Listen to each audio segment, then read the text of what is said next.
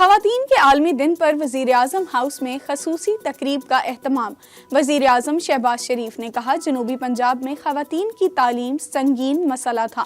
خواتین کی تعلیم کے چیلنج سے نمٹنے کے لیے متعدد اقدامات کیے۔ آج خواتین مردوں کے شانہ بشانہ کام کر رہی ہیں۔ وزیر اعظم نے جینڈر پیرٹی رپورٹ ICT کا اجرا کر دیا۔ صدر آصف زرداری نے یوم خواتین پر پیغام میں کہا، خواتین کو بااختیار بنانا قومی ترقی کے لیے ناگزیر ہے۔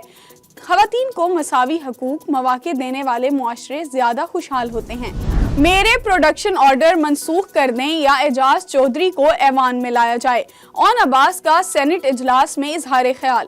کہا، اعجاز چودھری کے پروڈکشن آرڈر پر عمل ہوتا تو زیادہ خوشی ہوتی۔ اپنے پروڈکشن آرڈر جاری کرنے پر چیئرمین سینٹ کا مشکور ہوں۔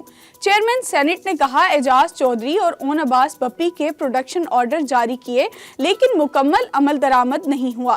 معاملہ استحقاق کمیٹی کے سپرد کرتا ہوں۔ پنجاب اور خیبر پختونخوا کی سرحدی چوکی لاکھانی پر خوارج کا حملہ ناکام۔ پنجاب پولیس کے مطابق 15 سے 20 دہشت گرد سحری کے وقت چوکی پر چاروں طرف سے ٹولیوں کی صورت میں حملہ آور ہوئے۔ راکٹ اور بھاری اسلحہ استعمال کیا گیا۔ تھرمل امیج کیمروں سے دہشت گردوں کی دور سے نشاندہی کر کے فوری جوابی کارروائی کی، جس کے باعث دہشت گردوں کو بھاری جانی نقصان پہنچنے کی اطلاعات ہیں۔ دہشت گرد چیک پوسٹ کے قریب پہنچنے میں ناکام رہے۔ وفاقی وزیر داخلہ محسن نقوی کی پولیس کو شاباش۔ غیر قانونی طور پر مقیم افراد Afghan citizen card holders 31 March تک پاکستان چھوڑ دیں۔ 1 اپریل سے پاکستان بدر کیا جائے گا۔ وزارت داخلہ کی ڈیڈ لائن۔ واپسی کے عمل کے دوران غیر ملکیوں سے بہتر سلوک کیا جائے گا۔ خوراک، صحت کی دیکھ بھال کے انتظامات کر لیے۔ پاکستان افغان مہاجرین کے لیے مہربان میزبان رہا۔ ذمہ دار ریاست کے طور پر وعدے اور ذمہ داریاں پوری کر رہا ہے۔ غیر ملکیوں کو قانونی تقاضے پورے کرنا ہوں گے۔ IMF نے سندھ کی 8 ماہ کی کارکردگی کا جائزہ لے لیا۔ سندھ میں سنگل سیلز ٹیکس گوشوارے کو سراہا۔ IMF کا کہنا ہے، سندھ میں بیشتر معاشی اہداف حاصل کیے گئے۔ بریفنگ کے دوران سندھ میں زرعی انکم ٹیکس کی پیچیدگیوں سے IMF کو آگاہ کیا گیا۔ ذرائع کے مطابق IMF نے سندھ کو تعلیم اور صحت کے لیے فنڈز بڑھانے کا مشورہ دیا۔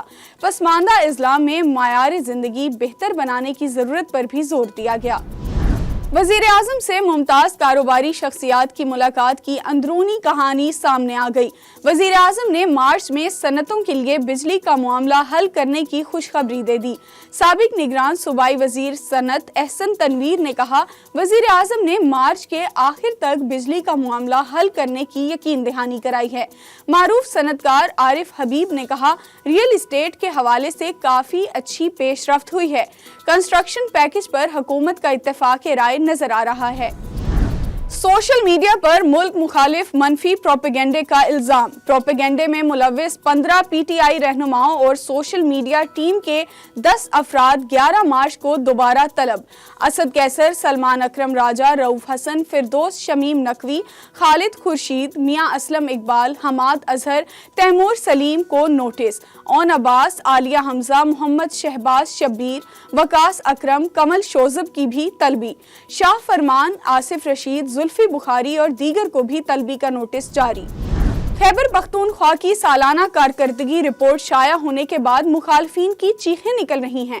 دیگر حکومتوں کے پاس دکھانے کو کچھ نہیں، اس لیے تنقید کر رہے ہیں۔ مشیر اطلاعات KP بیرسٹر سیف کہتے ہیں، خیبر پختونخوا کا صحت کارڈ منصوبہ مخالفین کو کھٹک رہا ہے۔